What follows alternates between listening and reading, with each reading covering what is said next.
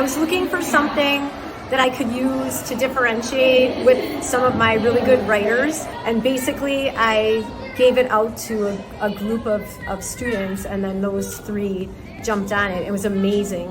Awesome animation was their writing, boys and girls, their imagination. This was very fun. This was very fun to do. And it was like really cool that we were able to like have it transformed into this program. Like I was just like wondering what it was gonna be for so long, and then all of a sudden I just got to see what the characters were and stuff, and I'm just like, wow, this is really cool.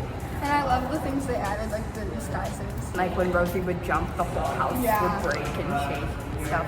Yeah, once it was over, we were sad we had to go back to school. Really, when I look at how it'll impact the school, it really is that message that anything is possible. Getting students excited about the writing process, because it can be daunting, help to show that amazing things can happen. I would definitely recommend giving this out to your students, your class, because I think it's just wonderful.